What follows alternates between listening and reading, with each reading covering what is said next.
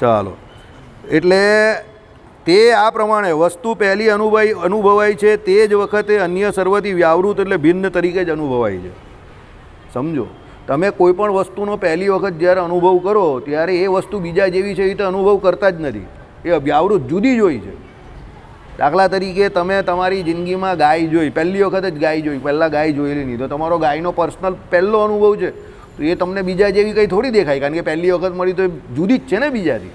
એટલે first time પણ તમે કોઈ પણ વ્યક્તિનો અનુભવ કરો, પહેલી વખત મળ્યો હોય કે કોઈ પણ પદાર્થનો પણ અનુભવ કરો, તો પહેલી વખત અનુભવ કરો ત્યારે એને બીજાથી જુદો જ તમે અનુભવો છો, તો જ તમે કહી શકો ને કે પહેલી વખત અનુભવ કરો. બીજા જેવો થયો હોય તો પછી પહેલી વખત કઈ રીતે અનુભવ થાય?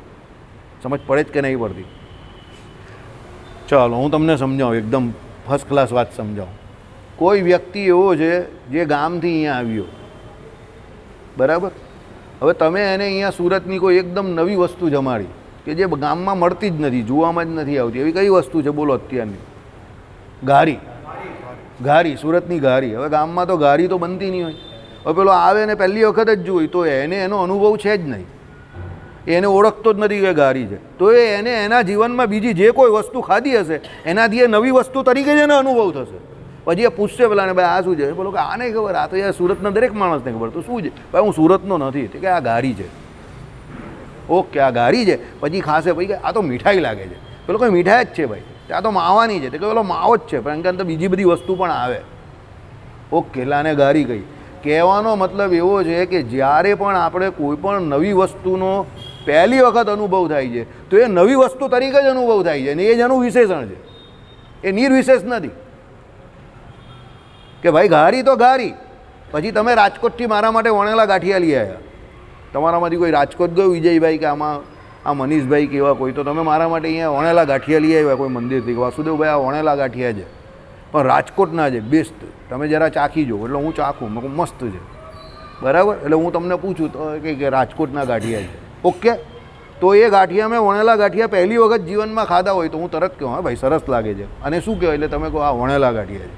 તો હું પૂછું કે પેલા ગાંઠિયા કરતાં ફેર શું? બહુ ફરક. આને આમ કરીને વણીને બનાવવાના હોય, પેલા તો આમ કરીને ઝાડા પર બનાવે. ઓકે, હવે એ વણેલા ગાંઠિયા મારા અનુભવમાં પહેલી વખત આવ્યા, તો પણ હું શું કહીશ કે એ પહેલી વખત આવ્યા, પણ એ મારી પાસે જે રજૂ થયા તે એકદમ નવા, અને મારો અનુભવ એનો નવો જ રહેશે, પણ તો પણ એનું એ વિશેષણ તો છે જ કે એ વણેલા ગાંઠિયા છે. એટલે બીજા જે કોઈ અહીંયા ગાંઠિયા મળે છે એનાથી એ કેવા છે? જુદા છે. સમજ પડી ગઈ? ચાલો, એટલે તે જ વખતે, અને આ વ્યાવૃત્તિનું કારણ એ કે ગોતવાદી સંસ્થાન વિશેષથી વિશિષ્ટ રૂપે આ આવું છે એમ અનુભવ થાય છે. ભાઈ એ વ્યાવૃત્તિનું કારણ એટલે જુદાપણાનું કારણ શું? તો ગાયને તમે ઓળખો તો કેનાથી ઓળખો? તો એનામાં રહેલી પેલી ગાદી જે છે, બરાબર, ગોદડી જે છે એનાથી તેમ તમે ઓળખો ને.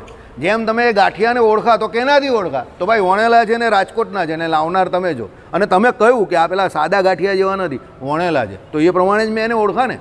સમજો, એવી રીતે કે ભાઈ કોઈ પણ વ્યક્તિ હોય તો એનામાં એવું એક વિશિષ્ટ પ્રકારનું લક્ષણ રહ્યું છે જે એની ઓળખાણ છે, અને એ ઓળખાણ દ્વારા જે બીજી વસ્તુઓ કરતાં જુદું પડે છે, અને એ એનું વિશેષણ છે. હવે આખા અનંતકોટી બ્રહ્માંડમાં ભગવાને દરેક વસ્તુમાં આવો કમાલ મૂકેલો છે કે જે બધા તે બીજાથી જુદું પડે.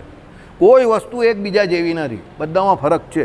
હચવાલાની એડવર્ટાઇઝ આવતી હતી, દુનિયા મેં દો આદમી કભી એક જૈસે હો सकते નહીં, કબૂતર महंगा पड़ जाएगा, એ ઉપર ચાલ્યો ગયો, બરાબર? યાદ આવે છે તમને? હચની એડવર્ટાઇઝ આવતી હતી ને, પેલા બે છોકરા આમ કરતા ટક ટક ટક ટક ચાલતા હતા, 2010-12 સુધી આવતી હતી, દુનિયા મેં કભી દો આદમી એક જૈસે નહીં હો सकते. એ સિદ્ધાંત છે. એક માણસ બીજા માણસ જો હોય જ નહીં, કંઈ ને કંઈ એમાં ફેર હોય. ભગવાન શ્રી હરિ કહે ભગો અને મૂળો, તો તમે એની જોડે રહો તો તમને ખબર પડી જાય કે આ ભગો છે ને આ મૂળો છે. 6 મહિના રહેવું તો કેમ? બધું સરખું કરતા હોય તો પણ અમુક વસ્તુમાં ફરક પડે, 6 મહિના જોડે રહેવું પડે. એમ દુનિયાની દરેક વસ્તુ જે છે એમાં કંઈ અભેદ જેવું છે જ નહીં, બધામાં ભેદ છે ને છે. શ્રીપતિમ શ્રીધરમ સર્વદેવેશ્વરમ ભક્તિ ધર્માત્મજમ વાસુદેવ